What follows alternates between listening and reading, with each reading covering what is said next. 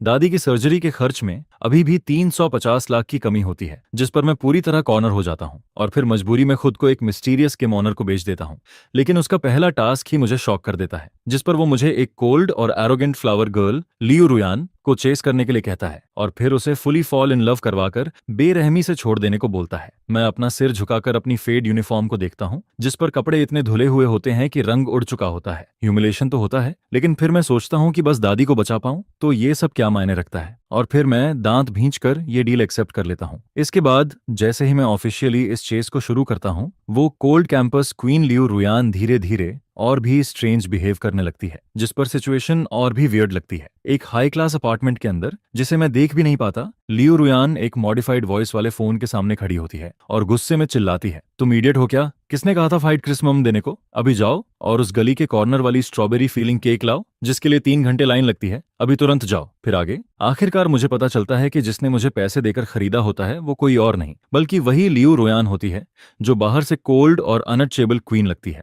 लेकिन अंदर से वही क्लिंजी गर्ल भी होती है जो मुझसे दूर नहीं रह पाती है। इस समय जियांग चेनग यूनिवर्सिटी की लाइब्रेरी में मैं एक कोने में बैठा होता हूँ, अपना हाथ पेट पर दबाते हुए, जिससे भूख की तकलीफ को थोड़ा कम करने की कोशिश करता हूँ, क्योंकि अगले महीने के खर्च बचाने के लिए आज दोपहर मैंने सिर्फ एक सस्ता सा बन खाया होता है। मैं खुद को फोर्स करता हूँ कि सामने चल रही एडवांस्ड एल्गोरिदम डिस्कशन पर फोकस करूं, क्योंकि मुझे लगता है कि सिर्फ कोड ही बेटर नहीं करता और स्कॉलरशिप ही सबसे रियल चीज होती है। तभी मेरे पास रखा फोन अचानक वाइब्रेट करता है, जिस पर मेरी उंगलियां रुक जाती हैं और स्क्रीन पर किम ऑनर का मैसेज दिखता है। मैं अनजाने में सिर उठाता हूं और चारों तरफ शांत लाइब्रेरी को स्कैन करता हूं, जहां हर स्टूडेंट अपनी किताबों में डूबा होता है और सिर्फ पेजेस पलटने और हल्की खांसी की आवाज आती रहती है। 2 बजे की डायरेक्शन में देखो, क्या तुम्हें वो व्हाइट स्वेटर वाली लड़की दिख रही है? जिस पर मैं अपनी नजर उसी डायरेक्शन में घुमाता हूं और एक लॉन्ग हेयर वाली लड़की को देखता हूं, जो एक प्रीमियम व्हाइट वुल स्वेटर पहने बैठी होती है। उसका कॉलर बोन हल्का सा दिख रहा होता है और सनलाइट उस पर सॉफ्ट ग्लो डाल रही होती है। वो लियू रुयान होती है,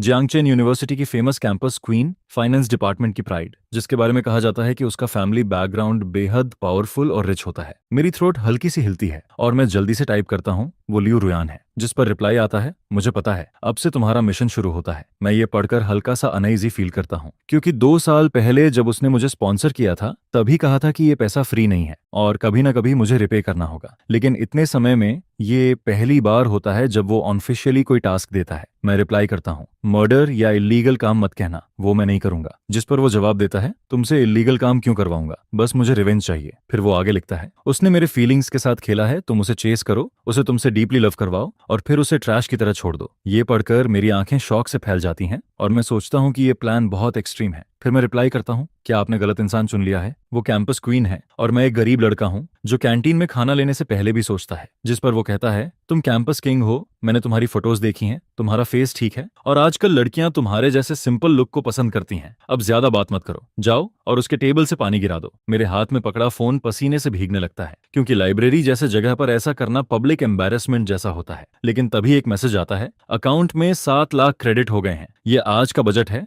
बस एक एक्सीडेंट के लिए। फिर वो आगे लिखता है, और हाँ, तुम्हारी दादी के नेक्स्ट मंथ के हॉस्पिटल बिल में अभी भी 10 लाख की कमी है ना? ये पढ़ते ही मेरी आंखें सिकुड़ जाती हैं, क्योंकि उसे मेरी हर डिटेल पता होती है, जिससे मुझे ऐसा फील होता है जैसे कोई मुझे हर वक्त मॉनिटर कर रहा है और मेरी रीढ़ में ठंडक दौड़ जाती है। दादी के लिए मैं मजबूरी में खड़ा होता हूँ, अपना कप उठाता हूँ और पानी लेने का बहाना बनाता हूँ, जिस पर मैं लियू रुयान की टेबल के पास से गुजरता हूँ। 1 कदम, 2 कदम और डिस्टेंस धीरे धीरे कम होता है और मुझे उसकी हल्की खुशबू भी महसूस होने लगती है। उसकी टेबल पर एक पिंक थर्मस रखा होता है, जिसका लिड खुला होता है और उससे भाप निकल रही होती है। और फिर उसी मोमेंट मैं जानबूझकर अपना बॉडी टिल्ट करता हूँ और अपनी एल्बो से उस थर्मस को हिट कर देता हूँ। थप से थर्मस गिर जाता है और गर्म पानी चारों तरफ फैल जाता है, जो लियू रुयान पर तो नहीं गिरता, लेकिन उसकी किताबों को पूरी तरह भिगो देता है। जिस पर लियू रुयान हल्का सा सरप्राइज होकर खड़ी हो जाती है और आसपास के सभी लोग हमारी तरफ देखने लगते हैं, जैसे स्पॉटलाइट पड़ गई हो। मेरा चेहरा जलने जैसा गर्म हो जाता है और मैं जल्दी से कुछ टिश्यूज निकालता हूँ और हकलाते हुए बोलता हूँ, सॉरी, मैंने जानबूझकर नहीं किया। मैं उसकी आंखों में देखने की हिम्मत नहीं करता और खुद को बेहद घटिया फील करता हूं कि मैं पैसों के लिए एक लड़की को परेशान कर रहा हूं। लियू रुयान कुछ नहीं कहती, बस चुपचाप खड़ी रहती है, लेकिन उसका प्रेशर इतना इंटेंस होता है कि माहौल भारी हो जाता है। मुझे याद आता है कि उसका टेम्पर बहुत खराब बताया जाता है और जो भी उसे ऑफेंड करता है उसका एंड अच्छा नहीं होता है। फिर वो आखिरकार बोलती है, तुम चलते वक्त देखते नहीं हो क्या? जिस पर मैं और झुक जाता हूँ और जल्दी से पानी साफ करते हुए कहता हूँ, सॉरी, ये किताब कितने की है? मैं पे कर दूंगा, अभी मेरे पास पैसे नहीं है, लेकिन मैं लिख कर दे सकता हूँ। लियू रुयान सामने खड़े इस लड़के को देखती है जो बेहद इनसिक्योर और गरीब लगता है,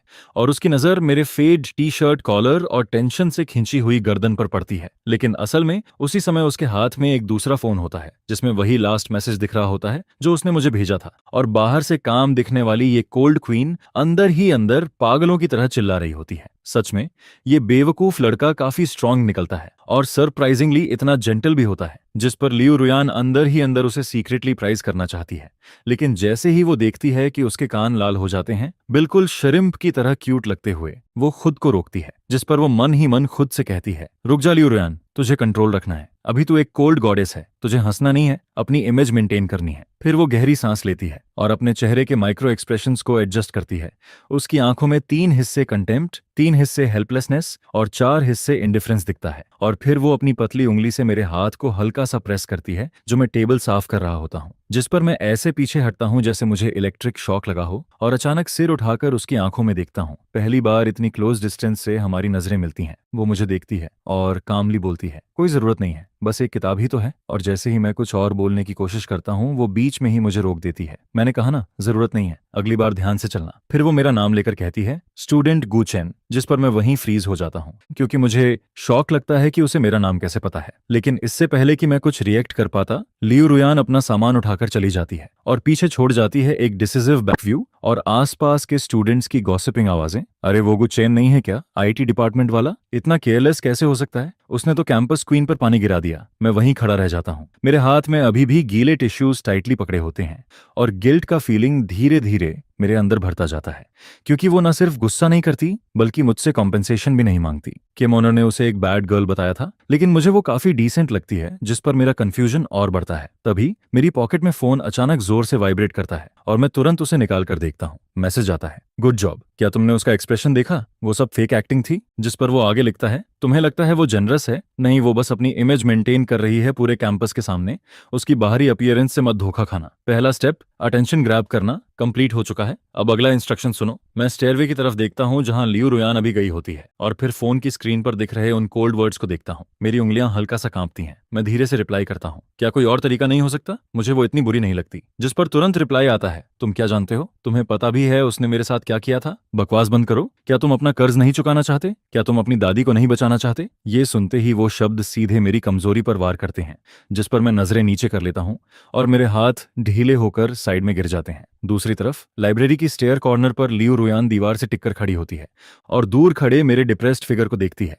उसके होंठों पर एक स्लाई स्माइल आ जाती है। गुचेन, ये तो बस शुरुआत है, वो मन ही मन सोचती है। अगले दिन दोपहर में जियांगचेन यूनिवर्सिटी के कैफेटेरिया में मैं एक ट्रे लेकर बैठता हूँ, जिसमें हमेशा की तरह 2 वेजिटेरियन डिशेज और थोड़े से चावल होते हैं। साथ में एक फ्री सीवीड एक सूप भी होता है। जैसे ही मैं एक कोने में बैठता हूँ, मेरा फोन फिर से वाइब्रेट करता है और इस बार भी किम ओनर का मैसेज होता है, अभी तुरंत पेस्ट्री शॉप जाओ, एक स्ट्रॉबेरी नेपोलियन केक खरीदो और विंडो टेबल नंबर 3 पर लियू रुयान को दे दो। ये पढ़कर मेरे दांत लगभग भींच जाते हैं, क्योंकि वो शॉप कैंपस की सबसे एक्सपेंसिव बेकरी होती है, जहां एक छोटा सा केक भी हंड्रेड्स में आता है और स्ट्रॉबेरी नेपोलियन तो उनका सिग्नेचर आइटम होता है, जिसकी प्राइस 3 लाख होती है। मैं रिप्लाई करता हूँ, ये तो मेरे पूरे हफ्ते के खाने के पैसे हैं और मैं अभी कैफेटेरिया में हूँ। जिस पर तुरंत मैसेज आता है, अकाउंट में 1,50,000 भेज दिए हैं, बाकी तुम्हारा टिप समझ लो, जल्दी करो, 10 मिनट में वो चली जाएगी, अगर मिस किया तो डबल वापस करना पड़ेगा। मैं ट्रांजैक्शन मैसेज को देखता हूँ और एक गहरी सांस छोड़ता हूँ। ये कोई लव परस्यूट नहीं है, ये तो पे टू विन गेम लग रहा है। मैं खाना छोड़कर तुरंत उठता हूँ और बेकरी की तरफ भागता हूँ, और जब हाँफते हुए वापस कैफेटेरिया पहुंचता हूँ तब तक मेरे बाल पसीने से भीग चुके होते हैं। मैं एंट्रेंस पर खड़ा होकर टेबल नंबर 3 को ढूंढता हूँ, जहां लियू रुयान बैठी होती है। भीड़ के बीच भी वो ऐसे शाइन कर रही होती है जैसे उसके चारों तरफ ऑरा हो। उसके सामने बहुत कम खाना होता है और वो बस थोड़ा सा सलाद खा रही होती है, और उसके सामने एक वेल ड्रेस्ड रिच बॉय बैठा होता है जिसका नाम शुकाई होता है, जो उसका परसिस्टेंट परस्यूअर होता है। इस समय वो उसे बटरिंग करते हुए मिल्क टी आगे बढ़ाता है और फ्लैटरिंग टोन में बात करता है। मेरे कदम वहीं रुक जाते हैं, क्योंकि मैं सोचता हूँ कि ऐसे सिचुएशन में जाना खुद की इंसल्ट करवाना है। तभी फोन में मैसेज आता है, उस शुकाई को देखा? वो बस एक स्टेपिंग स्टोन है, सीधे जाओ, केक टेबल पर रखो और कूल बनो। मैं फोन को देखता हूँ और शक करता हूँ कि क्या किम ओनर ने मुझ पर ट्रैकर लगा रखा है, क्योंकि उसे हर चीज पता होती है। लेकिन मजबूरी में मैं डीप ब्रेथ लेता हूँ, केक बॉक्स पकड़ता हूँ और कॉन्फिडेंट स्टेप्स के साथ उनकी तरफ बढ़ता हूँ। शुकाई अभी भी बोलता जा रहा होता है, रुयान, इस वीकेंड यॉट पार्टी में तुम्हें आना ही होगा, मैंने सबको बता दिया है। लेकिन लियू रुयान बोर्ड एक्सप्रेशन के साथ कहीं और खोई होती है, जैसे किसी का इंतजार कर रही हो, और मन ही मन सोचती है, वो इडियट अभी तक आया क्यों नहीं। तभी एक लंबा सा फिगर उनकी टेबल पर शैडो डालता है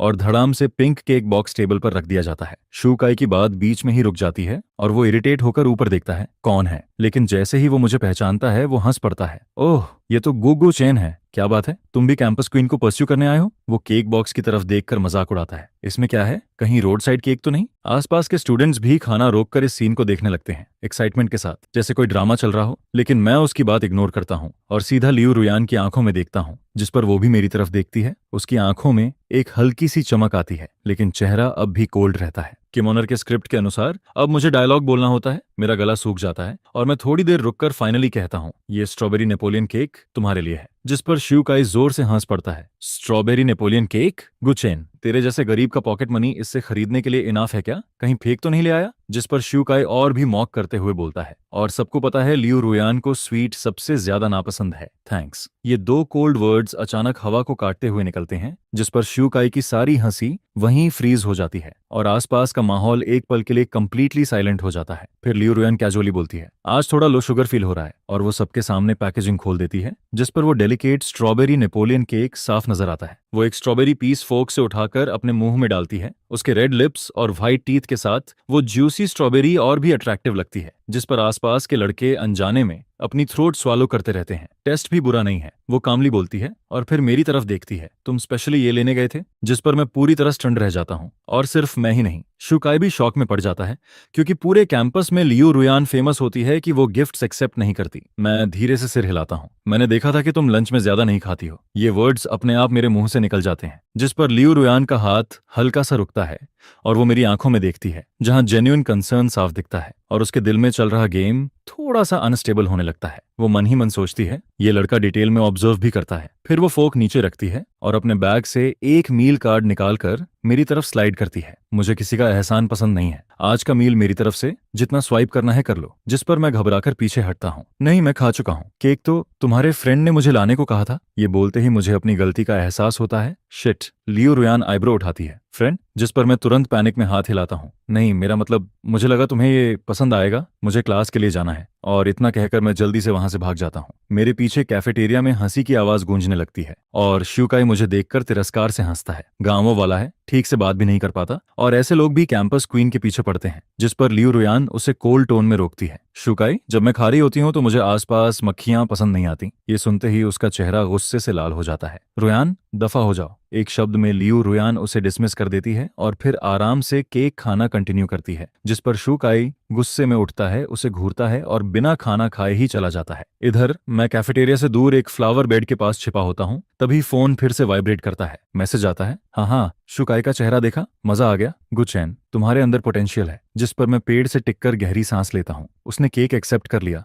मुझे लगा वो मेरे मुंह पर फेंक देगी। रिप्लाई आता है, ऑब्वियस है, देख नहीं रहे कौन गाइड कर रहा है, लेकिन ज्यादा खुश मत हो, अभी बस उसने तुम्हें डिसलाइक नहीं किया है, अब हमें इंटेंसिटी बढ़ानी होगी। आज रात 8 बजे स्टेडियम में जॉगिंग, अच्छे कपड़े पहनना, वो फटा टी शर्ट मत पहनना, मैं स्पोर्ट्स वियर भिजवा रहा हूँ डॉर्म मैनेजर के पास। मैं कंफ्यूज्ड होकर पूछता हूँ, रात में जॉगिंग क्यों? जिस पर रिप्लाई आता है, क्योंकि लियू रुयान रोज 8 बजे जॉगिंग करती है, यही बेस्ट मौका है तुम्हारी मेलचाम दिखाने का। याद रखना, हमें एक एक्सीडेंटल एनकाउंटर और किलर अट्रैक्शन चाहिए। मैं फोन देखकर हेल्पलेस स्माइल करता हूँ, लेकिन मुझे नहीं पता होता कि उसी समय कैफेटेरिया में लियू रुयान केक का क्रीम टेस्ट करते हुए फोन पर ऑर्डर प्लेस कर रही होती है। वो हल्की मुस्कान के साथ स्क्रीन देखती है। गुचैन, तुम्हारा वो पुराना टी शर्ट मुझे पहले से इरिटेट कर रहा था। एब्स दिखते हैं ठीक है, लेकिन अपीयरेंस भी मैटर करता है। फिर वो बाहर की ब्राइट सनलाइट को देखती है और महसूस करती है कि उसकी बोरिंग कॉलेज लाइफ अब इंटरेस्टिंग होने लगती है। ये एक ट्रैप जैसा होता है, लेकिन आखिर में इसमें फंसने वाला शिकार कौन होगा, ये अभी क्लियर नहीं होता। शाम को वेस्ट स्टेडियम, जो पूरे कैंपस का फेमस लव स्पॉट होता है, वहां डिम येलो लाइट्स ट्रैक पर गिरती हैं और स्टैंड्स के अंधेरे में कपल्स क्वाइटली बातें करते रहते हैं। 7:50 पर मैं नया स्पोर्ट्स वेयर पहनकर एंट्रेंस पर खड़ा होता हूँ, खुद को मॉडल जैसा फील करता हुआ, लेकिन अंदर से ऑकवर्ड फील करता हूँ। तभी फोन वाइब्रेट करता है, अंदर जाओ, वो ट्रैक 3 पर वार्म अप कर रही है। पोजर हैंडसम रखना, आइज इंटेंस होनी चाहिए। मैं डीप ब्रेथ लेता हूँ और अंदर जाता हूँ और एक नजर में ही लियो रुयान को क्राउड के बीच पहचान लेता हूँ। वो लाइट पर्पल स्पोर्ट्स आउटफिट में होती है, पोनीटेल में बंधे बाल, और उसकी स्लिम नेक साफ दिखती है। वो स्ट्रेच कर रही होती है, उसका बॉडी परफेक्ट कर्व बना रहा होता है। उसके आसपास कुछ लड़के प्रिटेंड करते हुए वार्म अप करते हैं, लेकिन कोई उसके पास जाने की हिम्मत नहीं करता। तभी मैसेज आता है, मैं सोच रहा था तुम्हें पानी देने भेजूं, लेकिन वो टू चीप होता, हमें हाई लेवल स्ट्रैटेजी चाहिए। मैं पूछता हूँ कैसी? रिप्लाई आता है, जब वो दौड़ना शुरू करे उसके पीछे 2 मीटर डिस्टेंस मेंटेन करो, बात मत करना, बस अपनी डीप और स्टेडी ब्रीडिंग उसे सुनने दो। इसे ऑडिरेटरी इन्वेजन कहते हैं। मैं ये पढ़कर थोड़ा शॉक्ड होता हूँ, ये किम ओनर आखिर है कौन? लेकिन दादी के इलाज के लिए मैं मना नहीं कर सकता, चाहे कुछ भी करना पड़े। लियो रुयान दौड़ना शुरू करती है, उसका पेस स्टेडी होता है, पोनीटेल रिदम में हिलती रहती है, जिस पर मैं भी क्वाइटली ट्रैक पर आता हूँ और उसके पीछे शैडो की तरह पोजीशन ले लेता हूँ। 2 मीटर का ये डिस्टेंस परफेक्ट होता है, ना ज्यादा क्रीपी लगता है और उसकी हल्की फ्रेग्रेंस भी महसूस होती रहती है। मैं अपनी ब्रीदिंग एडजस्ट करता हूँ, डीप और स्टेडी बनाता हूँ, जबकि आगे लियो रुयान पीछे मुड़े बिना दौड़ती रहती है, लेकिन उसके लिप्स के कोने हल्के से उठ जाते हैं, जैसे वो इस सबको क्वाइटली एंजॉय कर रही होती है। असल में जैसे ही वह स्टेडियम में कदम रखता है, उसी मोमेंट मेरी नजर उस पर लॉक हो जाती है, जिस पर मैं बस उसे ही देखती रह जाती हूँ। ये आउटफिट नियन का उस पर काफी सूट करता है, जिस पर उसके ब्रॉड शोल्डर्स और स्लिम वेस्ट और भी हाईलाइट होते हैं। पहले मैंने नोटिस ही नहीं किया था कि यह बेवकूफ इतना अच्छा बॉडी स्ट्रक्चर रखता है, जिस पर वह चुपचाप पीछे चलता रहता है और कुछ बोलता भी नहीं है। क्या ये शैडो की तरह पीछे रहने का गेम खेल रहा है, जिस पर मैं अंदर ही अंदर हंसती हूँ? ये फोर्थ यंग लेडी कभी city high school long distance running की चैंपियन रही है, जिस पर लियो नुयेन की आंखों में अचानक एक ब्राइट स्पार्क दिखता है। इसके बाद वह अचानक स्पीड बढ़ाती है, जिसे देखकर मैं एक पल के लिए रुक सा जाता हूँ, फिर तुरंत उसके पीछे दौड़ता हूँ। मेरी स्टैमिना कंस्ट्रक्शन साइट की मेहनत से बनी है, जिस पर इस लेवल का स्पीड अप मेरे लिए कुछ भी नहीं होता है। 1 लैप, 2 लैप, 3 लैप, शुरुआत का स्लो जॉगिंग अब प्योर स्पीड रेस में बदल जाता है, जिस पर लियो नुयेन की स्पीड लगातार बढ़ती जाती है और आसपास का व्यू ब्लर होकर कलर्स में बदलने लगता है। तभी ईयरफोन्स में बॉस की आवाज गूंजती है, जो सुनकर वह मुझे प्रोवोक कर रही है कि कोथान एक आदमी है तो हार नहीं सकता, जिस पर वह कहती है कि उसे क्रॉस कर और अपनी स्पीड से क्रश कर दे। जब उसके पास से निकले तो पीछे मुड़कर उसे ऐसा लुक दे कि वह स्लो है। यह सुनकर मेरे अंदर भी कम्पिटिटिव फायर जागती है, जिस पर एक लड़की से पीछे रहना मुझे शर्मनाक लगता है और सच में थोड़ा एम्बेरसिंग फील होता है। फिर मैं हल्का सा बड़बड़ाता हूँ, जिस पर मेरे पैर अचानक फोर्स लगाते हैं और रनिंग शूज ट्रैक पर जोर से पड़ते हैं, जिससे एक भारी आवाज निकलती है और मेरा पूरा शरीर एरो की तरह आगे शूट करता है। हवा कानों के पास सीटी बजाती है, जिस पर लियो न्यूयेन फुल एनर्जी से दौड़ रही होती है। तभी अचानक एक तेज हवा उसके पास से गुजरती है और वह ब्लैक शैडो तेजी से उसे क्रॉस करके आगे निकल जाती है, जिस पर जैसे ही मैं उसके पास से गुजरता हूँ, मैं हल्का सा सिर घुमाता हूँ। मेरी आंखों में चैलेंज और एरोगेंस साफ दिखता है और होठों पर एक हल्की मिस्चीवियस स्माइल आती है। यह बॉस के स्क्रिप्ट का कंटेम्प्टेंट लुक था, लेकिन इंटेंस रनिंग के इफेक्ट से यह एक वाइल्ड एग्रेसिव चार्म में बदल जाता है। यह देखकर लियो न्यूयेन का दिल एक पल के लिए स्किप करता है और वह सोचती है कि डेमन यह थोड़ा हैंडसम है, लेकिन यह थॉट सिर्फ 0.1 सेकंड रहता है, जिसके बाद उसकी शर्म गुस्से में बदल जाती है, जिस पर वह दांत भींचती है और अपनी लॉन्ग लेग्स से स्पीड और बढ़ाती है। पोनीटेल हवा में एक परफेक्ट आर्क बनाती है और वह मेरे पीछे शैडो की तरह चेस करती रहती है। फिर आज रात वेस्ट स्टेडियम में एक अजीब सीन बनता है, जहां कोल्ड ब्यूटी, लियो न्यूयेन और गरीब जीनियस को थान दोनों ट्रैक पर पागलों की तरह दौड़ते रहते हैं, जैसे लाइफ एंड डेथ चेस चल रही हो। वे कितने लैप्स दौड़ते हैं पता ही नहीं चलता, जब तक कि लंग्स में आग सी लगने लगती है और पैर भारी होकर लीड जैसे हो जाते हैं। आखिरकार स्पीड धीरे धीरे कम होती है,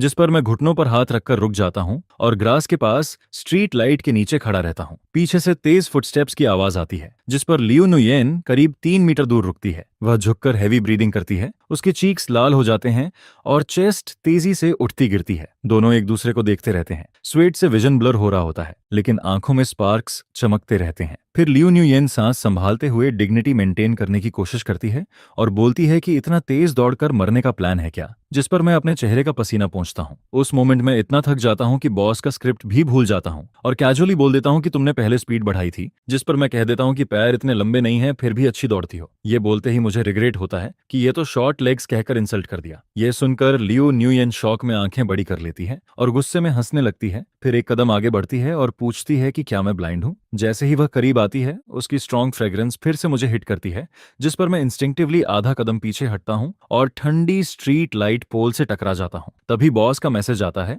जो सुनकर चाहे मर जाऊं फिर भी वेंडिंग मशीन से उसके लिए कोल्ड मिनरल वाटर लाना है और सिर्फ वही देना है। ये देखकर मुझे लगता है कि बॉस लाइव स्ट्रीम देख रही है। टाइमिंग भी परफेक्ट है, जिस पर मैं बिना आर्ग्यू किए वेंडिंग मशीन की तरफ जाता हूँ। कुछ सेकंड्स बाद मैं 2 कोल्ड वाटर बॉटल्स लेकर लौटता हूँ, लेकिन सॉफ्टली देने के बजाय इंस्ट्रक्शन फॉलो करते हुए 2 मीटर दूर खड़े होकर उसे सीधा थ्रो कर देता हूँ। लियो न्यूयन रिफ्लेक्स में उसे कैच कर लेती है और ठंडी बॉटल उसके गर्म हाथ में पड़ते ही एक अजीब सेंसेशन क्रिएट करती है। फिर मैं अपनी बॉटल खोलकर सिर पीछे करके एक ही बार में पानी पीता हूँ। पानी मेरे लिप्स से नेक तक बहता है और कॉलर बोन तक पहुंचता है। यह देखकर लियो न्यूयन की आंखों में एक नोटी स्पार्क आता है और वह अचानक पूछती है, कोथान क्या है? जिस पर मैं पानी से चौंक हो जाता हूँ। वह अपनी लॉन्ग लेग्स से मेरे पास आती है और कहती है कि यह आउटफिट अच्छा है और यह नाकी का न्यू सीजन सेट है जिसकी कीमत 10 मिलियन से ज्यादा है। यह सुनकर मेरा दिल जोर से धड़कता है कि अब राज खुल गया। जिस पर वह मेरे चेस्ट पर हल्का टैप करती है और कहती है कि कल तक कैंटीन में फूड ऑर्डर करते वक्त सोच रहा था और आज एक्सपेंसिव क्लॉथ्स पहन रहा है। उसकी नजर सस्पिशियस हो जाती है और वह पूछती है कि लॉटरी जीती है या किसी ने स्पॉन्सर किया है। यह सुनकर मेरा दिल लगभग बाहर आ जाता है, क्योंकि किसी तरह वह सही गैस के करीब पहुंच जाती है। जिस पर मैं जल्दी से दिमाग चलाता हूं और कह देता हूं कि यह फेक है, ऑनलाइन खरीदा है, सिर्फ 350 युआन में और फ्री डिलीवरी भी मिली है। यह सुनकर लियो न्यूयेन जोर से हंस पड़ती है। उसकी कोल्ड ऑरा टूट जाती है और उसका प्लेफुल साइड सामने आता है। फिर वह मजाक में कहती है कि अगर इतना सस्ता है तो लिंक भेजो। जिस पर मैं मजबूरी में कह देता हूं कि शॉप बंद हो गई है।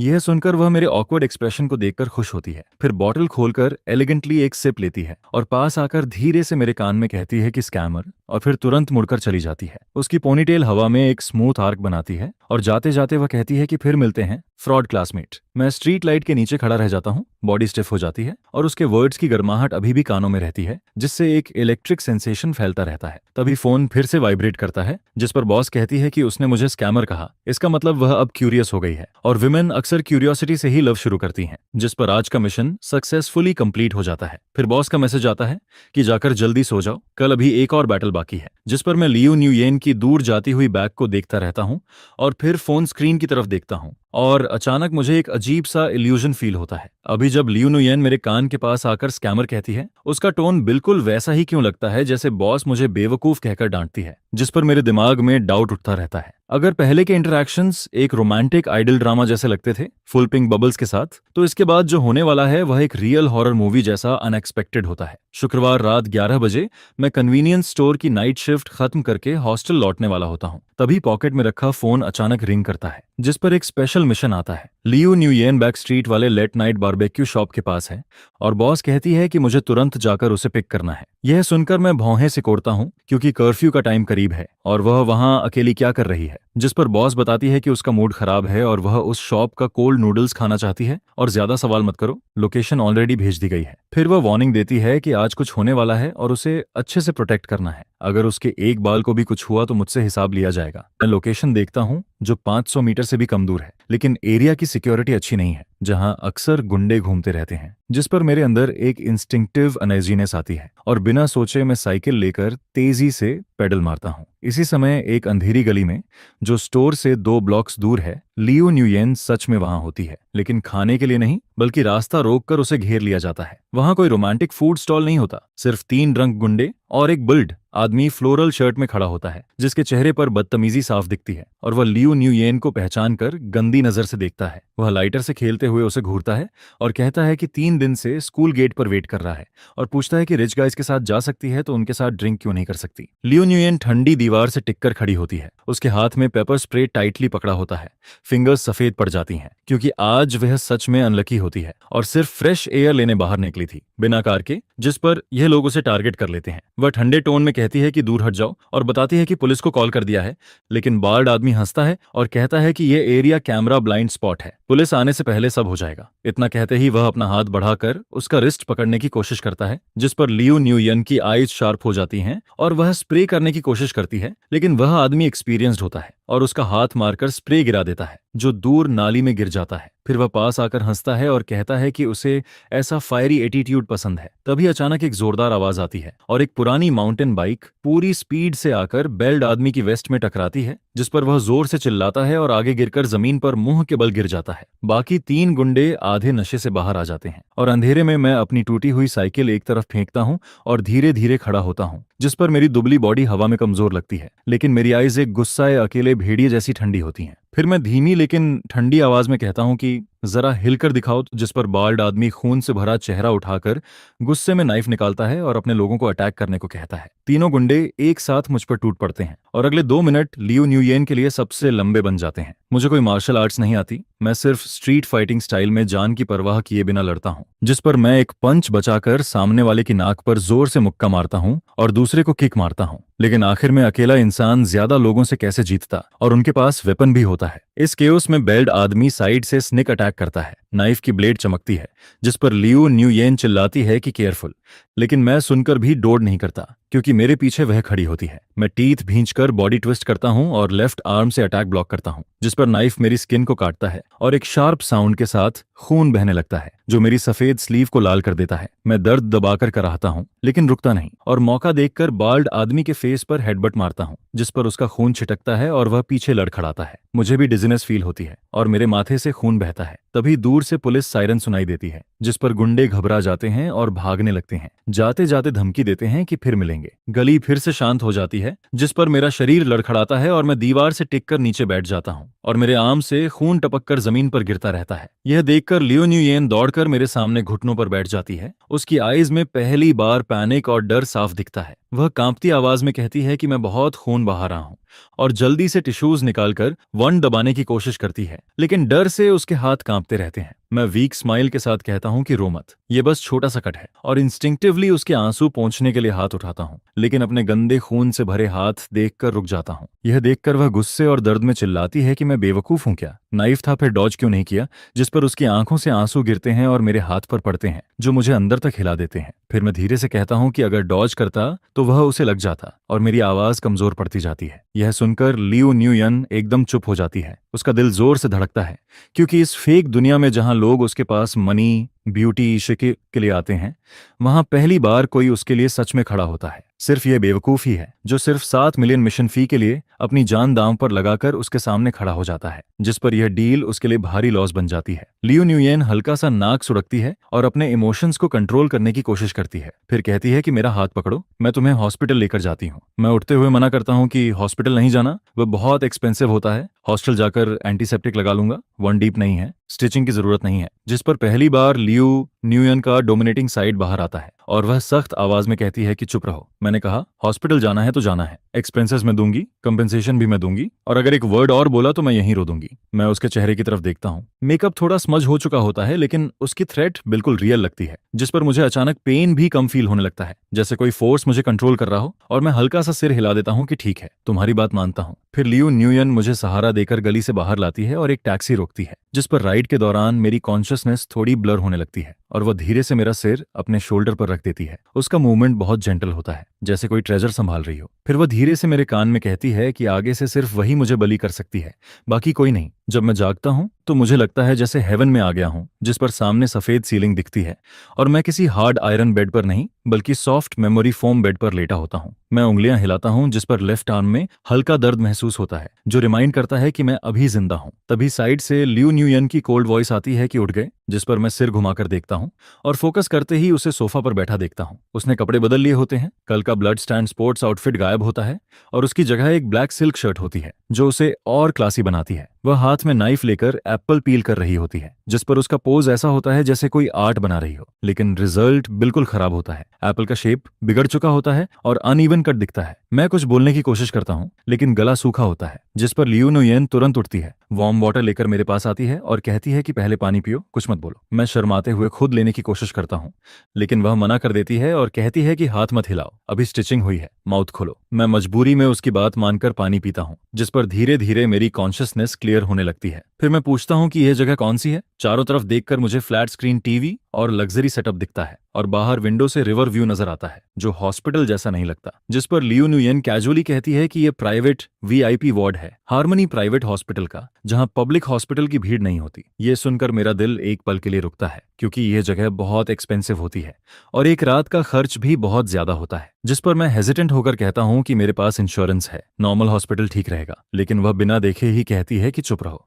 700 मिलियन ऑलरेडी एडवांस दे चुकी हूँ, कम पड़े तो और दूंगी, और अगर पैसे की बात की तो नर्स से मोटी नीडल लगवा दूंगी। यह सुनकर मैं तुरंत चुप हो जाता हूँ, क्योंकि इतनी बड़ी रकम मैंने जिंदगी में कभी नहीं देखी, और यही रिच लोगों की दुनिया होती है। रूम में अजीब सी साइलेंस फैल जाती है, सिर्फ एप्पल काटने की आवाज आती है। तभी मेरे पास रखा फोन वाइब्रेट करता है, जिस पर मैं इंस्टेंटली समझ जाता हूँ कि बॉस का मैसेज है। मैं लियू न्यूयन की तरफ देखता हूँ, जो अभी भी एप्पल में बिजी होती है, जिस पर मैं धीरे से फोन उठाकर ब्लैंकेट के अंदर अनलॉक करता हूँ। मैसेज आता है कि जिंदा हो या नहीं, जिस पर मेरे हाथ हल्का कांपते हैं, और मैं रिप्लाई करता हूँ कि हॉस्पिटल में हूँ। बॉस फिर पूछती है कि लियू न्यूयन क्या कर रही है, कहीं वह मुझे छोड़कर चली तो नहीं गई। मैं चुपके से उसकी तरफ देखता हूँ। वह पूरी फोकस से एप्पल को बनी शेप देने की कोशिश कर रही होती है, जिस पर बॉस का मैसेज आता रहता है कि वह सिर्फ शो ऑफ करती है, अभी फोन चला रही होगी या सेल्फीज ले रही होगी। मैं उसे देखता हूँ, उसकी नोज पर पसीने की छोटी बूंदें दिखती हैं, और वह जेन्युइनली मेहनत कर रही होती है, जिस पर मुझे हंसी आने लगती है। तभी लियू न्यूयेन फाइनली अपना मास्टरपीस पूरा करती है और प्लेट लेकर मेरे सामने आती है।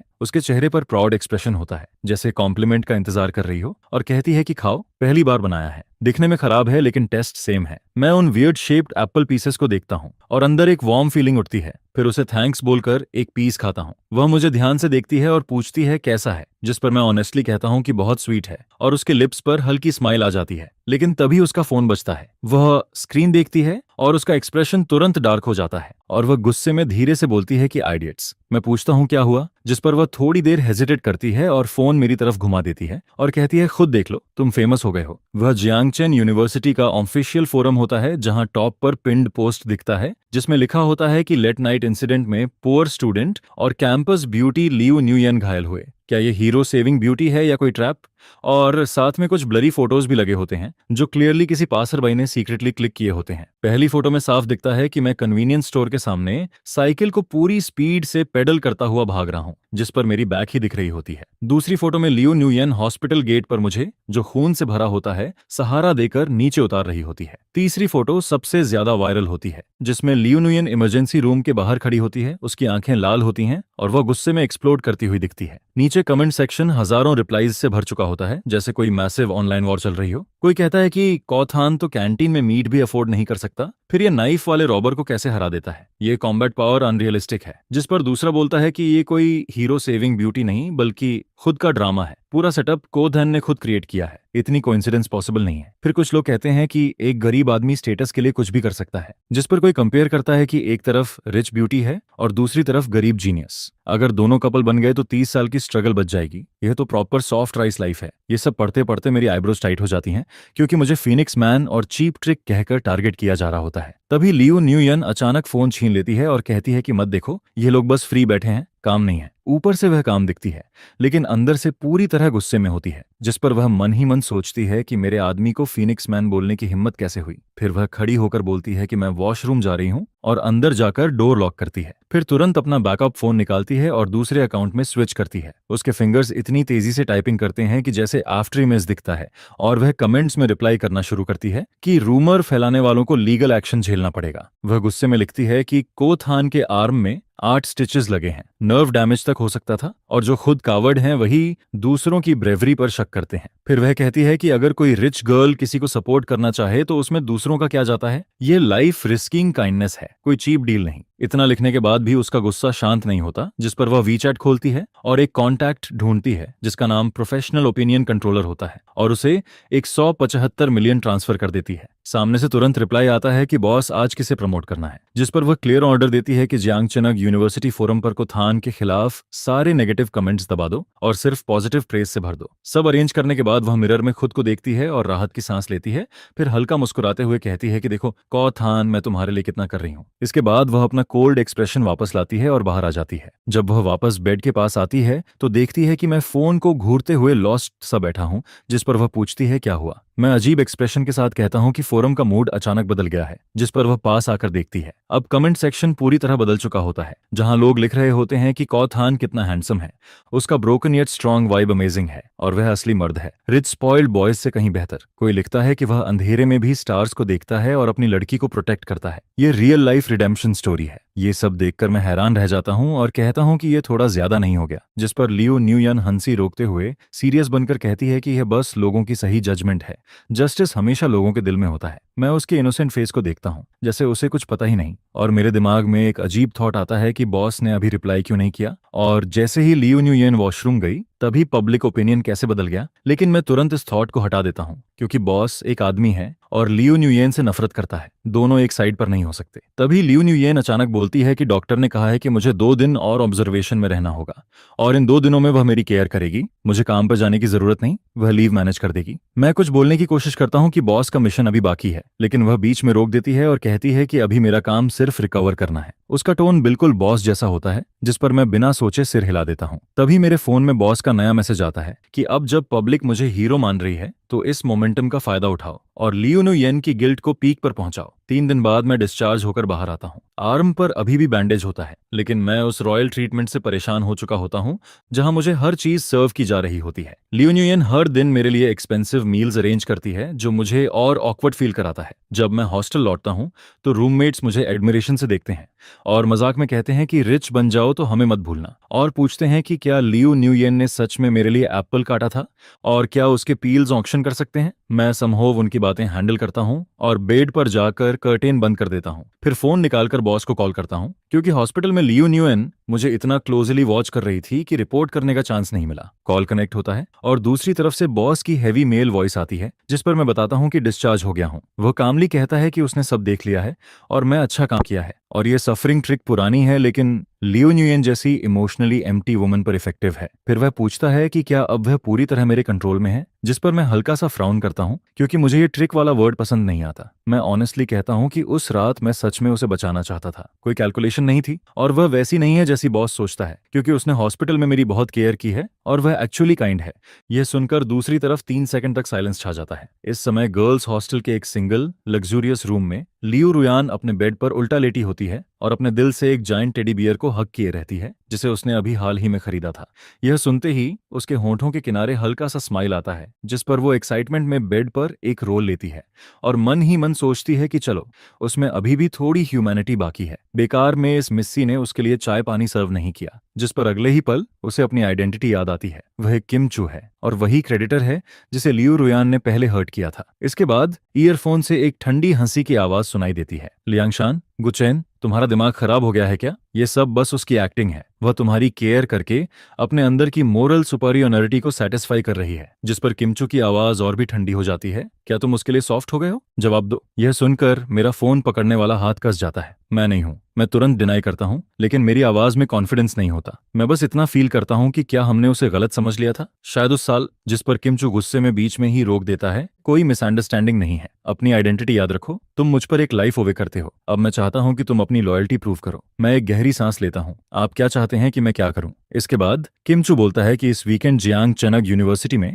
एक चैरिटी ऑक्शन पार्टी होने वाली है। लियू रुयान स्टूडेंट काउंसिल की आर्ट हेड के रूप में अपनी सबसे प्रेशियस चीज ऑक्शन में रखेगी। जिस पर वह थोड़ी देर रुकता है और उसकी टोन और भी डार्क हो जाती है। मैं चाहता हूं कि तुम उसके कंपेनियन बनकर वहां जाओ। फिर ऑक्शन के दौरान चाहे वह जो भी आइटम निकाले, तुम सबके सामने उसे फेंक कहोगे। मैं चाहता हूं कि तुम पूरे एलीट क्राउड के सामने उसकी रेप्यूटेशन को बिना किसी मेसी के क्रश कर दो। यह सुनकर मेरी आंखें सिकुड़ जाती हैं। यह बहुत ज्यादा है। मैं तुरंत मना कर देता हूं। यह एक चैरिटी इवेंट है और अगर वह सच में उसकी फेवरेट चीज है तो ऐसा करना उसकी रेप्यूटेशन डिस्ट्रॉय कर देगा। जिस पर किमचू की आवाज बदल जाती है। तुम्हें उस पर दया आ रही है? गुचैन, ये मत भूलो, अगले महीने तुम्हारी ग्रैंड मदर की इंपोर्टेड मेडिसिन अभी कस्टम्स में अटकी हुई है और सिर्फ मैं ही उसे निकलवा सकता हूँ। ये एक साफ थ्रेट होता है। मेरी सांसें तेज हो जाती हैं। एक तरफ किमचू का एहसान और मेरी ग्रैंड मदर की लाइफ है और दूसरी तरफ वह लड़की है जो ऑकवर्ड तरीके से हॉस्पिटल बेड के पास मेरी केयर करती थी। इसके बाद मैं दांत भींच कर कहता हूँ, कोई और टास्क दे दो। मैं गेम में उसे 100 बार किल कर सकता हूँ, एरेंज कर सकता हूँ, मेहनत वाला काम कर सकता हूँ, लेकिन सबके सामने किसी लड़की को इंसल्ट करना, ये मैं नहीं करूंगा। जिस पर कॉल अचानक कट हो जाती है। मैं ब्लैक स्क्रीन को देखता रहता हूँ और अंदर इरिटेशन बढ़ती जाती है। फिर मैं फोन को साइड में रखता हूँ, बेड पर लेटकर सीलिंग को खाली नजरों से देखता रहता हूँ। दूसरी तरफ लियू रुयान गुस्से में फोन फेंक देती है और अचानक उठकर बैठ जाती है। यह स्टबर्न आइडियट। वह टेडी बेयर को पकड़कर अपना गुस्सा निकालती है।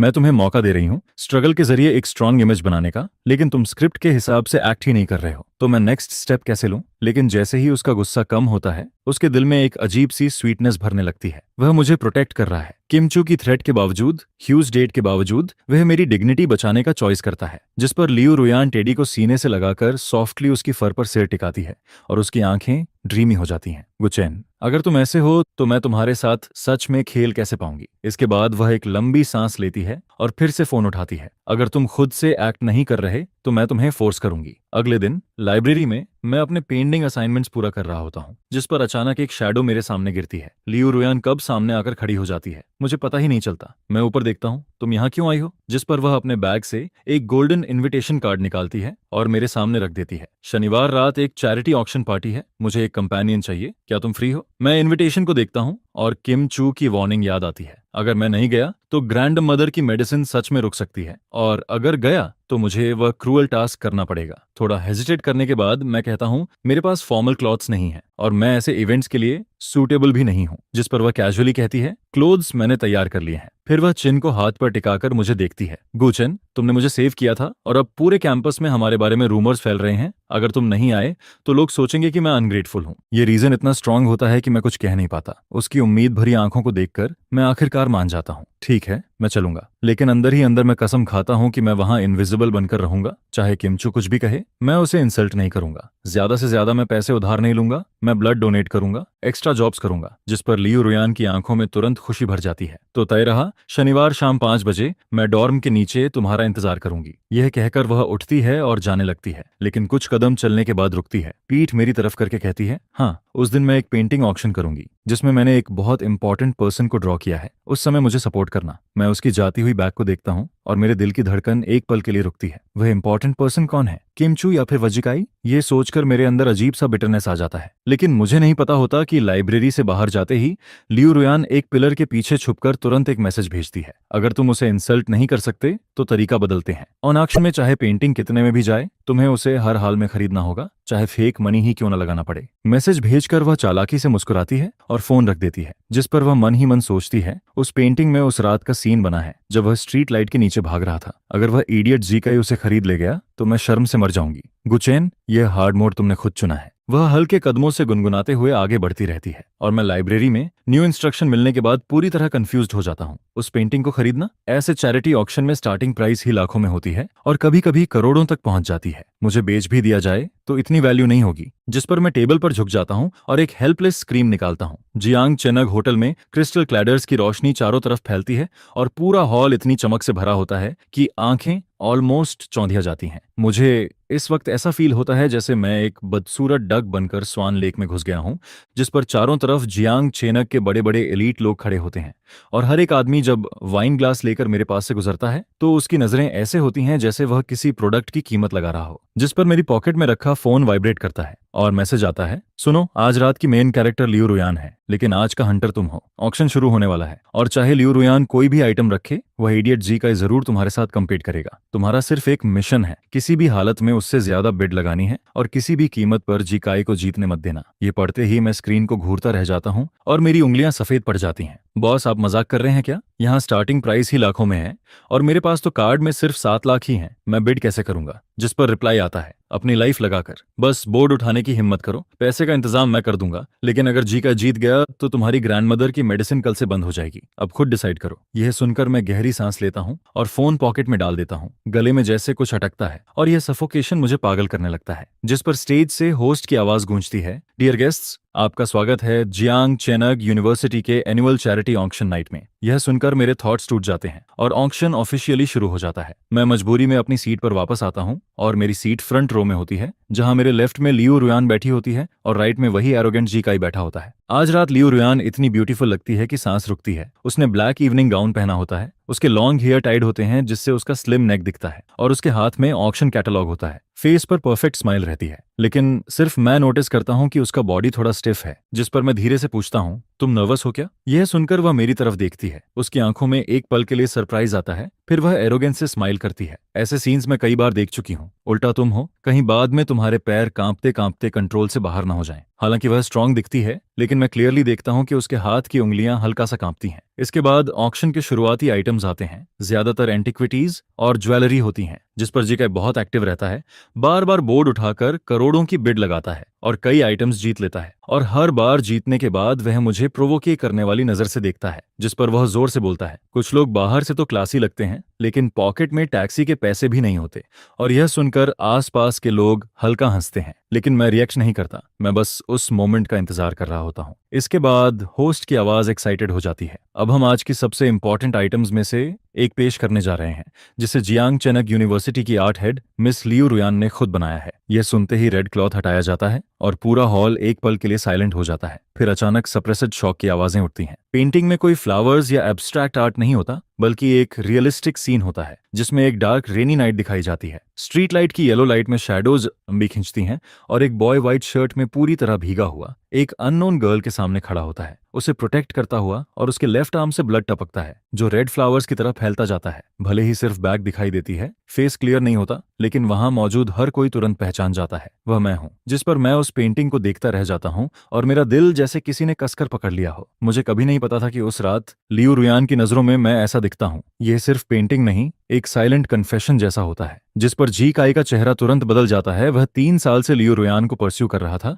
लेकिन कभी उसका हाथ भी नहीं पकड़ पाया, और मैं कुछ ही दिनों में उसके लिए इतना इंपॉर्टेंट बन जाता हूं। इसके बाद वह गुस्से में बोर्ड उठाता है 10 मिलियन, और दांत भींचते हुए कहता है कि वह इसे खरीद कर जला देगा। जिस पर एक और आवाज आती है कि इस पेंटिंग की आर्टिस्टिक वैल्यू भी बहुत हाई है और लियू फैमिली की रेप्यूटेशन भी जुड़ी है। फिर जी काई और जोर से बोलता है 50 मिलियन, और पूरे हॉल को घूरता है, जैसे चैलेंज कर रहा हो कि कोई उससे कंपेट ना करे। यह देखकर बाकी लोग धीरे धीरे पीछे हट जाते हैं, क्योंकि कोई भी उससे दुश्मनी नहीं लेना चाहता। होस्ट बोलता है 175 million, first time, second time, और अगर कोई और बिड नहीं करता तो ये पेंटिंग जी काई की हो जाएगी। जिस पर लियू रुयान नीचे बैठी होती है और उसका चेहरा थोड़ा पैल हो जाता है। वो इस पेंटिंग के जरिए अपने फीलिंग्स एक्सप्रेस करना चाहती थी, लेकिन अगर ये जी काई के हाथ में जाकर डिस्ट्रॉय हो गई तो सब खत्म हो जाएगा। वह इंस्टिंक्टिवली मेरी तरफ देखती है, लेकिन मैं स्ट्रेट बैठा रहता हूँ। मेरे हाथ बिल्कुल स्टिल होते हैं, और यह देखकर उसकी आंखों में डिसअपॉइंटमेंट आ जाती है। शायद वह मुझसे कुछ एक्सपेक्ट कर रही थी। लेकिन उसी मोमेंट जब होस्ट हैमर गिराने वाला होता है, मैं अपना बोर्ड उठा देता हूँ। 350 मिलियन। मेरी आवाज लाउड नहीं होती, लेकिन पूरे साइलेंट हॉल में थंडर की तरह गूंजती है। जिस पर लियू रुयान शॉक में मेरी तरफ मुड़ती है, और जी काई मुझे ऐसे देखता है जैसे घोस्ट देख लिया हो। वह चिल्लाता है, तू पागल हो गया है क्या? तेरे पास 1 लाख भी है क्या? अगर बिड जीत कर पैसे नहीं दिए तो सीधे जेल जाएगा। मैं उसकी तरफ बिल्कुल ध्यान नहीं देता, बस स्टेज पर रखी उस पेंटिंग को शांत नजरों से देखता रहता हूँ, जिस पर वह मेरी ही बैक होती है। मेरा सेल्फ रिस्पेक्ट होता है, और सबसे ज्यादा मैं यह नहीं चाहता कि लियू रुयान की मेहनत कोई कुचल दे। 2 लाख। जी काई गुस्से में तुरंत प्राइस बढ़ाता है, जिस पर मैं पीछे नहीं हटता। 2,10,000। 3 लाख। वह चिल्लाता है 3,10,000। मैं बिना एक्सप्रेशन बदले बोल देता हूँ, जैसे यह पैसे नहीं बल्कि बस नंबर्स हों। जिस पर पूरा हॉल शोर करने लगता है। क्या यह गरीब लड़का पागल हो गया है? जेलसी में अपनी लाइफ तक दांव पर लगा रहा है? यही प्यार की ताकत है क्या? थोड़ा स्टूपिड है, लेकिन फिर भी थोड़ा इमोशनल लग रहा है। जी का इतना गुस्सा हो जाता है कि उसका पूरा शरीर कांपने लगता है। 3 लाख उसके लिए भी छोटी रकम नहीं होती, और सबसे बड़ी बात यह कि यह पेंटिंग उसके राइवल की है। इसे खरीदकर क्या वह खुद को टॉर्चर करेगा? लेकिन वह हार नहीं सकता, क्योंकि रिस्पेक्ट चली गई तो सब खत्म हो जाएगा। जिस पर वह दहाड़ता है 4 लाख। Good chain. मैं देखता हूं तुम कहां से लाते हो इतना पैसा। बाद में पेमेंट के वक्त मेरे सामने मत गिड़गिड़ाना। मेरे हाथों में ठंडा पसीना आ जाता है। यह अमाउंट पहले के डेट के साथ मिलकर लगभग 1 मिलियन के पास पहुंचता है, और मुझे लगता है जैसे मेरी सोल कांप रही है। फोन अब तक साइलेंट होता है। किम चू की तरफ से कोई मनी ट्रांसफर नहीं आता, कोई नोटिफिकेशन नहीं आता, और ये पूरा गेम मेरी लाइफ पर खेला जा रहा होता है। जिस पर मैं एक बार लियू रुयान की तरफ देखता हूं। वह मुझे एक बहुत कॉम्प्लेक्स नजर से देख रही होती है, जिसमें शॉक, वरी और एक अजीब सा फीलिंग होता है जिसे मैं समझ नहीं पाता। इसके बाद मैं फिर से बोर्ड उठाता हूं। मेरी आवाज भारी होती है लेकिन फर्म रहती है। 5 लाख। ये सुनते ही पूरा हॉल एक्सप्लोड हो जाता है। जी काय का मुंह खुला रह जाता है, और आखिर में वह गुस्से में बोर्ड फेंक देता है। बहुत अच्छा, 5 लाख देकर एक बेकार पेंटिंग खरीद। अब देखता हूं तू इसे कैसे हैंडल करेगा। गार्ड्स, इसे नजर में रखना, कहीं भाग न जाए। होस्ट की आवाज एक्साइटमेंट में कांपती है। 1,75,00,000। First time, second time, third time, sold. जिस पर हैमर की आवाज पड़ते ही मेरी सारी ताकत खत्म हो जाती है, और मैं चेयर पर गिर जाता हूँ। सब खत्म हो गया। इतना पैसा चाहे मैं खुद को बेच दूं, ऑर्गन बेच दूं, फिर भी नहीं चुका सकता। पार्टी खत्म होने के बाद मैं बैक स्टेज खड़ा होता हूँ। सामने होटल मैनेजर और 2 स्टाफ मशीन्स लेकर खड़े होते हैं, और मेरा चेहरा पूरी तरह सफेद पड़ जाता है। मिस्टर गुचेन, टोटल अमाउंट 1,75,00,000 है। आप कार्ड से पे करेंगे या चेक से? मैनेजर पॉलिट टोन में पूछता है, लेकिन उसकी आंखों में डाउट साफ दिखता है। मैं कुछ बोलने की कोशिश करता हूँ, लेकिन गला सूख जाता है, आवाज नहीं निकलती। जिस पर जी काई अपने दोस्तों के साथ डोर पर खड़ा होकर मजा लेता है। स्वाइप करो ना, या कार्ड लाना भूल गए? और सब हंसने लगते हैं। मैं ह्यूमिलिएशन एक्सेप्ट करने ही वाला होता हूँ और लीगल पनिशमेंट के लिए रेडी होता हूँ, तभी अचानक डोर खुलता है। लियू रुयान अंदर आती है और बिना मेरी तरफ देखे अपने बैग से एक ब्लैक बैंक कार्ड निकालती है और मैनेजर को दे देती है। इससे पेमेंट करो। मैनेजर चौंक जाता है। मिस लियू, जिस पर वह कामली कहती है, ये पेंटिंग मैंने बनाई है और ये मेरा डोनेशन था, अब मैं इसे खुद खरीद रही हूँ, कोई प्रॉब्लम है? मैनेजर तुरंत झुककर कार्ड ले लेता है। कोई प्रॉब्लम नहीं है। जिस पर जीका चिल्लाता है, ये चीटिंग है, सेलर बायर के लिए पेमेंट कैसे कर सकता है, ये आदमी फ्रॉड है। लियू रुयान मुड़ती है और उसकी नजर ठंडी हो जाती है। जीकाई, तुम गलत हो। इसके बाद वह मेरे पास आती है, मेरा हाथ पकड़ती है और बिल्कुल नेचुरल तरीके से क्लोज खड़ी होती है, जैसे ओपनली क्लेम कर रही हो। ये फ्रॉड नहीं है, ये वह आदमी है जिसे लियू रुयान ने चूज किया है। 1,75,00,000 क्या चीज है? अगर ये पूरा होटल भी मांग ले तो मैं उसे भी खरीद दूंगी। कोई प्रॉब्लम है? जिस पर पूरा हॉल साइलेंट हो जाता है। जीकाई का चेहरा हरा से सफेद हो जाता है और वह आखिरकार पीछे हटकर चला जाता है। मैं वहीं खड़ा रह जाता हूँ, उसके हाथ की सॉफ्टनेस फील करता हूँ और दिमाग खाली हो जाता है। बस उसके वर्ड्स गूंजते रहते हैं। यह वह आदमी है जिसे मैंने चूज किया है। स्टाफ के जाने के बाद रूम में सिर्फ हम दोनों रह जाते हैं, जिस पर वह मेरा हाथ छोड़ देती है और उसकी क्वीन जैसी ऑरा तुरंत गायब हो जाती है और फेस पर साफ पेन दिखता है। 1,75,00,000 था यह। वह चेस्ट पकड़कर मुझे घूरती है। गुचैन, तुम सच में पैसे उड़ाने वाले हो। पता है इतने पैसों में कितने बैग्स आ जाते? मैं उसे देखता हूँ और अचानक मेरी टेंशन गायब हो जाती है और पता नहीं क्यों मैं हंस पड़ता हूँ। हंस क्या रहे हो? वह मुझे पिंच करती है। ये पैसा लोन है, बाद में काम करके इंटरेस्ट के साथ चुकाना पड़ेगा। मैं सीरियस होकर सिर हिलाता हूँ। ठीक है, पूरी लाइफ तुम्हारे लिए काम करूंगा। जिस पर वह एक पल के लिए फ्रीज हो जाती है और उसके गाल हल्के लाल हो जाते हैं। फिर वह नजरें चुरा लेती हैं। किसने कहा पूरी लाइफ के लिए? तुम खुद ही बोल रहे हो। इसके बाद वह टेबल से पैक्ड पेंटिंग उठाती है और धीमी आवाज में कहती है, चलो मुझे घर छोड़ दो, बाहर शायद बारिश हो रही है। मैं चुपचाप उसके पीछे चलने लगता हूँ, जिस पर फोन वाइब्रेट करता है।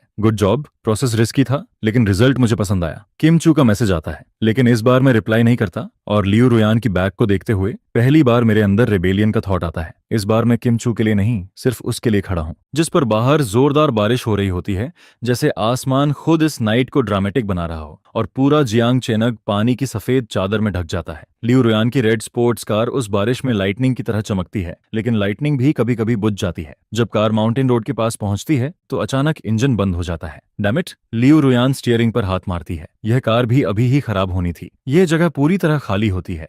आसपास कोई हाउस नहीं। यह रोड रिच एरिया तक जाने का अकेला रास्ता होता है और इस बारिश में तो कोई दिखाई भी नहीं देता। मैं कहता हूँ रेस्क्यू बुलाते हैं, लेकिन वह सिर हिलाती है। यहाँ नेटवर्क नहीं है और इतनी हैवी रेन में रेस्क्यू भी नहीं आएगा। जिस पर वह बाहर के डार्क फॉरेस्ट को देखती है, फिर मुझे देखती है जो पूरी तरह भीग चुका होता हूँ और कहती है, आगे थोड़ी दूरी पर मेरे फैमिली का वेकेशन विला है, काफी समय से खाली है, लेकिन शायद वहाँ इलेक्ट्रिसिटी और हॉट वाटर अभी भी हो, चलो वहीं चलते हैं। तो ऐसे ही दोनों तेज बारिश और तूफान में फंसते हुए भागते हैं, जिस पर बेहद मुश्किल हालत में वो एक यूरोपियन स्टाइल की बड़ी सी विला में घुसते हैं जो जंगल के अंदर छिपी होती है। जैसे ही वो दरवाजे के अंदर कदम रखते हैं, दुनिया अचानक शांत हो जाती है। अंदर थोड़ा सा सीलन और नमी फील होती है, लेकिन पूरी विला अभी भी काफी लग्जूरियस लगती है। जिस पर लियो न्यूयन आराम से जाकर मेन स्विच ऑन करती है और अचानक क्रिस्टल चैंडेलियर चमक उठता है, जिसकी वार्म येलो लाइट पूरे ठंडे माहौल को दूर करती है। वह इशारा करते हुए कहती है कि सेकंड फ्लोर पर बाथरूम है, लेफ्ट वाला नाम के लिए है और राइट वाला मेरे लिए है,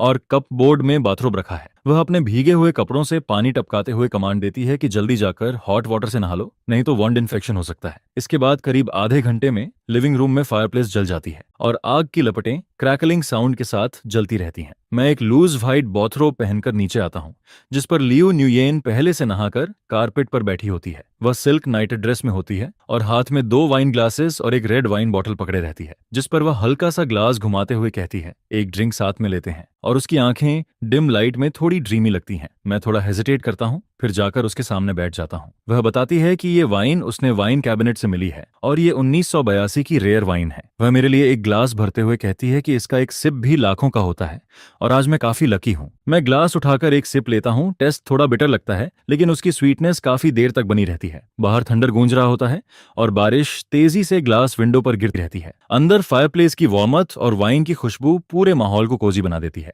जिस पर ऐसा प्राइवेट एनवायरनमेंट इमोशंस को इजीली ट्रिगर करता है और इंसान अपनी गार्ड छोड़ने लगता है। इसके बाद कुछ ड्रिंक्स के बाद लियू न्यूयेन के चीक्स हल्के रेड हो जाते हैं और वह अब वो एरोगेंट रिच लेडी नहीं लगती, बल्कि एक सिंपल गर्ल की तरह लगती है जो दिल की बात शेयर करना चाहती है। वह मुझे थोड़ी ब्लर्ड आई से देखती है और पूछती है कि आज ऑक्शन में मैंने 1.75 बिलियन क्यों बिड किया, जबकि मुझे पता था कि मैं अफोर्ड नहीं कर सकता। जिस पर मेरा हाथ ग्लास पर कस जाता है, क्योंकि ये सवाल काफी डेंजरस होता है। सच बोलूं तो ये किम चू का ऑर्डर था और झूठ बोलूं तो अपनी रिस्पेक्ट बचानी थी, लेकिन उसकी साफ आंखों को देखकर मैं न झूठ बोल पाता हूं और न ही वो हार्श ट्रुथ बताना चाहता हूं। मैं नीचे वाइन को देखते हुए कहता हूं कि उस पेंटिंग में मैं खुद को बहुत ब्रेव देखता हूं और मैं खुद को खरीदना चाहता था, एक ऐसा इंसान जो उसे प्रोटेक्ट कर सके। जिस पर लियो न्यूयन शॉक हो जाती है, क्योंकि उसने ऐसा आंसर एक्सपेक्ट नहीं किया होता और ये सिंपल वर्ड्स उसके दिल को छू जाते हैं। वह अंदर ही अंदर सोचती है कि शायद वो सच में फॉल हो रही है और क्या मैं उसे टीज कर रहा हूं, लेकिन मेरी आईज पूरी सिंसियरिटी दिखाती हैं। इसके बाद वह थोड़ा आगे झुकती है और पूछती है कि क्या मुझे उस पेंटिंग का असली नाम पता है। मैं इंस्टिंक्टिवली पीछे हटने की कोशिश करता हूं, लेकिन पीछे सोफा होने की वजह से रुक जाता हूं और कहता हूं कि उसका नाम प्रोटेक्टर है, जैसा होस्ट ने बताया था। जिस पर वह हल्का सा हंसती है और मेरी चेस्ट को फिंगर से टच करते हुए सर्कल्स बनाती है और कहती है कि वो नाम फेक था, असली नाम प्रे है। ये सुनकर मैं पूरी तरह स्टिफ हो जाता हूं और दिमाग में सवाल चलता है कि प्रे कौन है और हंटर कौन। लियू न्यूयेन मेरे रिएक्शन को देखकर अंदर ही अंदर एंजॉय करती है और नशे में वो आखिरकार वो सवाल पूछ लेती है जो काफी समय से उसके मन में होता है। वह कहती है कि मुझे सच सच जवाब देना होगा, वरना वो मुझे बाहर बारिश में फेंक देगी, और फिर पूछती है कि अगर वो रिच नहीं होती, अगर हॉस्पिटल केयर और पैसे कुछ भी नहीं होता, तो क्या मैं उस रात उसे बचाता। जिस पर मैं उसकी आंखों में जलती हुई रिफ्लेक्शन को देखता हूं और याद करता हूं कि किम चू का मिशन मिलने से पहले ही यूनिवर्सिटी इवेंट में मैंने उसे स्टेज के कोने में बैले प्रैक्टिस करते हुए देखा था और तभी से वो मेरे दिमाग में बस गई थी। मैं फॉर्मली जवाब देता हूं कि चाहे वो कोई भी हो, रिच हो या नहीं, अगर वो वही है तो मैं उसे हमेशा बचाता। जिस पर उसकी सांस रुक जाती है, क्योंकि उसने बहुत लोगों को देखा है और उनकी फेक बातें सुनी है, लेकिन वो सच्चाई पहचान सकती है। मेरी आंखों में कोई इंप्यूरिटी नहीं होती, जिस पर उसके अंदर एक स्ट्रॉन्ग इमोशन उठता है। इसके बाद वह खुद को कंट्रोल नहीं कर पाती और मुझे इडियट कहकर अचानक मेरी कॉलर पकड़कर मुझे अपनी तरफ खींचती है, जिस पर मेरा दिमाग ब्लैंक हो जाता है। और तभी उसी मोमेंट पर फोन की लाउड रिंगटोन उस माहौल को तोड़ देती है और दोनों तुरंत अलग हो जाते हैं, जैसे इलेक्ट्रिक शॉक लगा हो। लियू न्यूयेन जल्दी से फोन उठाती है और देखती है कि बैटरी लो वार्निंग आ रही है, जिस पर उसे याद आता है कि यही फोन किम चू आइडेंटिटी के लिए यूज हो रहा है और अगर ये बंद हो गया तो सब एक्सपोज हो सकता है। वह तुरंत हाफ सोबर हो जाती है और कहती है कि वो वॉशरूम जा रही है और जल्दी से ऊपर चली जाती है। मैं अपने लिप्स को टच करता हूं, जैसे अभी भी उसकी वार्मथ महसूस हो रही हो, और धीरे से बोलता हूं कि बस थोड़ा सा और, जिसमें रिग्रेट भी होता है और थोड़ी रिलीफ भी। वहीं दूसरी तरफ लियो न्यूयन वॉशरूम में जाकर दरवाजे से टिककर तेज सांस लेती है और खुद से कहती है कि वो ऑलमोस्ट किस करने वाली थी। वह मिरर में खुद को देखती है, जहां उसका चेहरा पूरी तरह रेड हो रहा होता है, और खुद को डांटती है कि वो यहां उसे टीज करने आई थी, लेकिन खुद ही कंट्रोल खोने लगी।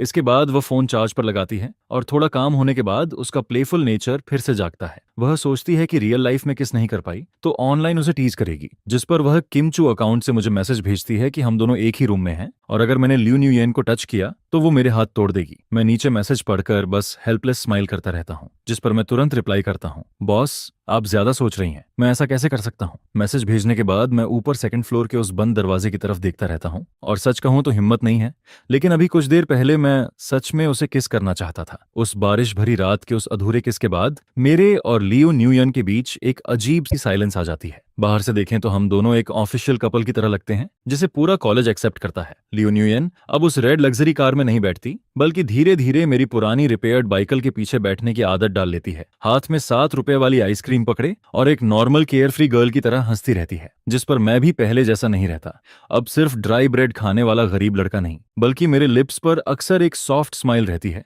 जिसे मैं खुद भी नोटिस नहीं करता। लेकिन सच ये है कि इस स्वीट लेयर के नीचे एक डेंजरस टाइम बॉम्ब छुपा होता है, जिसे सिर्फ हम दोनों ही जानते हैं। मुझे डर रहता है कि वो किम चू नाम का शैडो कभी भी सामने आकर सब कुछ डिस्ट्रॉय कर सकता है, और लियू न्यूयेन भी डरती है कि मेरा ये सॉफ्टनेस उस 1.75 बिलियन के डेट की वजह से है या उस रेनी नाइट की साइलेंस की वजह से। वह समझ नहीं पाती कि क्या एक्टिंग है और क्या रियल फीलिंग, और जितना वो डीप जाती है उतना ही लूजिंग का डर बढ़ता जाता है। इसके बाद जब ये डर लिमिट क्रॉस करता है तो इंसान क्रेजी डिसीजंस लेने लगता है। फ्राइडे आफ्टरनून को लियो न्यूयेन कैफे के कोने में बैठकर विंडो के बाहर मुझे क्लासमेट्स की हेल्प करते हुए देखती है, जिस पर वह सोचती है कि अब ये सब ऐसे नहीं चल सकता। उसे लगता है कि वो इस गेम का कंट्रोल खो रही है जो उसने खुद शुरू किया था, और अब वही गेम उसे खींचकर अंदर ले जा रहा है। वह मेरी वार्मथ, मेरी ऑकवर्ड केयर को मिस करने लगती है और सोचती है कि अगर एक दिन मुझे पता चल गया कि किमचू वही है और ये सब एक प्रैंक था तो मैं कैसा रिएक्ट करूंगा। ये डर एक ठंडी स्नेक की तरह उसके दिल को जकड़ लेता है, जिस पर वह डिसाइड करती है कि अब इसे खत्म करना होगा। इसके बाद वह किम चू के आइडेंटिटी से मुझे फाइनल चॉइस देने का प्लान बनाती है। अगर मैं पैसे के लिए उसे हर्ट कर सकता हूं तो मैं उसके प्यार के लायक नहीं हूं, और अगर मैं कॉन्ट्रैक्ट तोड़कर भी उसे हर्ट नहीं करता तो वो सच बता देगी और मुझसे माफी मांगेगी। ये एक हग गैम्बल होता है जिसमें स्टेक उसका फर्स्ट लव होता है।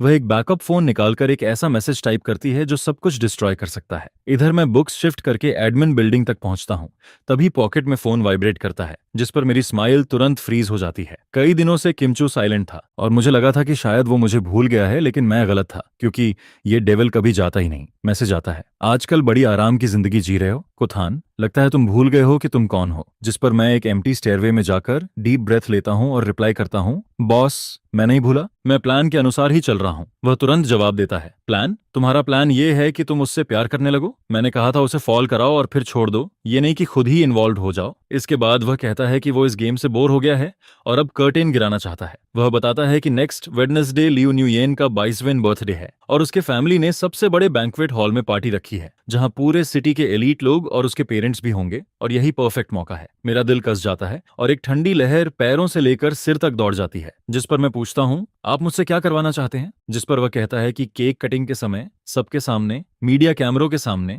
मुझे केक उसके फेस पर मारना है और सबको बताना है कि मैंने उसे कभी प्यार नहीं किया। मैं सिर्फ पैसे के लिए उसके पास गया था और मुझे उसके जैसे रिच गर्ल्स फेक और डिस्गस्टिंग लगते हैं, और फिर उसके दिए हुए सारे गिफ्ट्स फेंक कर वहां से चला जाऊं। वह कहता है कि यही परफेक्ट रिवेंज होगा। मैं स्क्रीन पर उन वर्ड्स को देखता रहता हूं। हर वर्ड एक नाइफ की तरह लगता है। ये सिर्फ ब्रेकअप नहीं, ये सोशल डेथ है। ये उसकी डिग्निटी और फीलिंग्स को सबके सामने क्रश करना है। जिस पर मैं तुरंत रिप्लाई करता हूं कि मैं ये नहीं कर सकता, लेकिन मेरी फिंगर्स लगातार कांपती रहती हैं। वह हंसते हुए जवाब देता है कि क्या मुझे लगता है कि डेट चुकाने के बाद मैं फ्री हो जाऊंगा, और मुझे याद दिलाता है कि कॉन्ट्रैक्ट में 10 गुना पेनल्टी क्लॉज है। फिर वह मेरी ग्रैंडमदर की हेल्थ का जिक्र करता है कि नेक्स्ट वीक सर्जरी के लिए 1.05 बिलियन डिपॉजिट चाहिए, वरना हॉस्पिटल एडमिट नहीं करेगा। यह सुनकर मैं दीवार से टिक जाता हूं, जैसे सांस रुक रही हो। ये एक सीधी धमकी होती है। मैं जवाब देता हूं कि पैसे मैं किसी भी तरह लौटा दूंगा, चाहे किडनी बेचनी पड़े, लेकिन ये काम नहीं कर सकता क्योंकि लियू न्यूयेन इनोसेंट है, उसने कभी कुछ गलत नहीं किया। जिस पर वह कोल्ड टोन में कहता है कि ये सब चैरिटी है, जैसे कोई बेगर को कॉइन देता है, और पूछता है कि क्या मैं इसे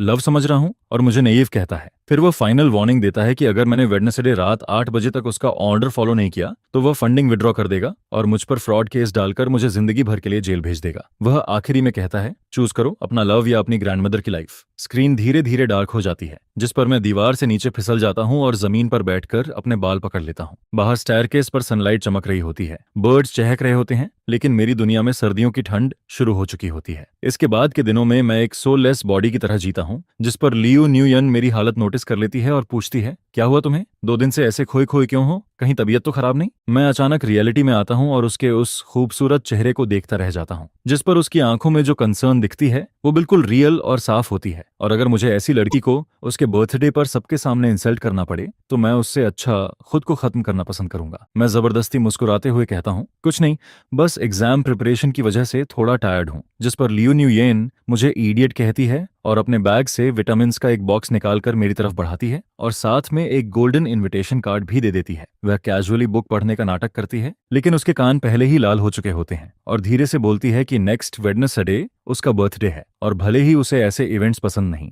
लेकिन उसके पेरेंट्स इंसाइट कर रहे हैं और मुझे जरूर आना होगा क्योंकि मैं उसका डांस पार्टनर हूँ। मैं उस रेड इनविटेशन कार्ड को देखता हूँ और टेबल के नीचे मेरे हाथ कसकर मुट्ठी बन जाते हैं, नेल्स स्किन में चुभते रहते हैं।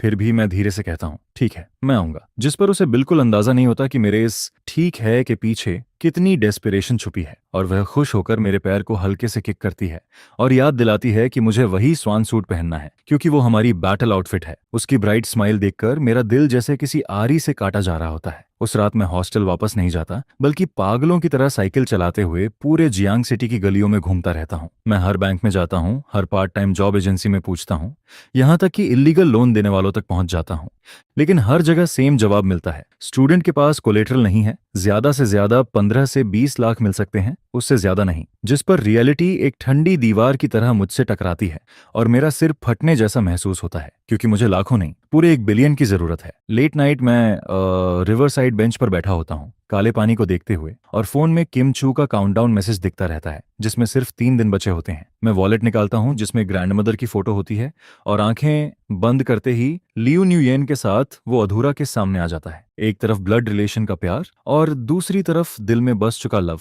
जिस पर मैं आसमान की तरफ देखकर सोचता हूँ कि आखिर मेरे साथ ही ऐसा क्यों हो रहा है। तभी अचानक फोन बजता है। सिटी हॉस्पिटल से कॉल आता है और आवाज आती है कि मेरी ग्रैंडमदर को एक्यूट हार्ट फेलियर हुआ है और तुरंत सर्जरी करनी होगी वरना देर हो जाएगी। यह सुनते ही मेरी दुनिया टूट जाती है। हॉस्पिटल कॉरिडोर हमेशा की तरह ठंडा और डरावना लगता है। इमरजेंसी रूम के बाहर रेड लाइट जल रही होती है और डॉक्टर मुझे क्रिटिकल कंडीशन रिपोर्ट और पेमेंट स्लिप पकड़ाते हुए कहता है कि तुरंत सर्जरी करनी होगी, 300 मिलियन डिपॉजिट अभी देना होगा और आगे 200 मिलियन और लगेंगे। मैं उस बिल को पकड़कर खड़ा रहता हूँ। कुछ कागज होते हैं लेकिन उनका वेट हजारों किलो जैसा लगता है और मेरे अकाउंट में सिर्फ 20 लाख होते हैं जो कुछ भी नहीं है। मैं बिलिंग काउंटर के सामने खड़ा होता हूँ और रेड डिस्प्ले स्क्रीन को देखते हुए दुनिया घूमती हुई लगती है। कानों में आवाज गूंजती रहती है। तभी फोन फिर वाइब्रेट करता है और मैसेज आता है कि मेरी ग्रैंडमदर आईसीयू में है और सरकास्टिकली पूछा जाता है कि क्या मैं 300 मिलियन अरेंज कर सकता हूं, जिस पर मेरी आंखें लाल हो जाती हैं और मैं तुरंत कॉल बैक करता हूं और कनेक्ट होते ही जानवर की तरह चिल्लाता हूं कि क्या वो पागल है, मेरी ग्रैंडमदर ठीक थी, अचानक ये सब कैसे हो गया। दूसरी तरफ लियो न्यूयेन शॉक हो जाती है क्योंकि वह सच में सिर्फ लोकेशन ट्रैक कर रही थी और हॉस्पिटल से इन्फो मिली थी लेकिन उसने कुछ नहीं किया था। वह गुस्से में कहती है कि क्या मैं पागल हो गया हूं, क्या वो मेरी ग्रैंडमदर को मारना चाहेगी, और फिर कोल्ड टोन में कहती है कि ये सब फेट है और अब मुझे चूज करना होगा। वह साफ कहती है कि पैसे तैयार हैं, बस मुझे वेडनेसडे नाइट पार्टी में उसका प्लान फॉलो करना होगा और 300 मिलियन तुरंत ट्रांसफर हो जाएंगे, जिस पर मैं गुस्से में मना कर देता हूं और कहता हूं कि मैं खुद पैसे कमाऊंगा, चाहे कुछ भी करना पड़े, लेकिन इस तरह किसी को हर्ट नहीं कर सकता। वह मॉकिंग टोन में पूछती है कि मैं पैसे कैसे कमाऊंगा, मजदूरी करके, डिलीवरी करके या ब्लड बेचकर, और कहती है कि सिर्फ वही मेरी ग्रैंडमदर को बचा सकती है। फिर आखिरी बार कहती है कि बस केक फेस पर फेंकना है और मेरी ग्रैंडमदर बच जाएगी। कितना इजी डील है, लेकिन मैं जोर से चिल्लाता हूं कि मैं ये नहीं करूंगा और कॉल कट कर देता हूं। इसके बाद मैं हॉस्पिटल से बाहर भागता हूं और तेज बारिश में भीगता हुआ खड़ा रहता हूं। ठंडा पानी पूरे शरीर को भिगो देता है और मेरी आखिरी बची हुई सैनिटी भी खत्म होने लगती है। मैं सोचता हूं कि किम चू की बात मानकर मैं लियो न्यूयन की जिंदगी बर्बाद नहीं कर सकता, लेकिन अपनी ग्रैंडमदर को मरते हुए भी नहीं देख सकता, जिस पर मैं डिसाइड करता हूं कि चाहे चोरी करनी पड़े,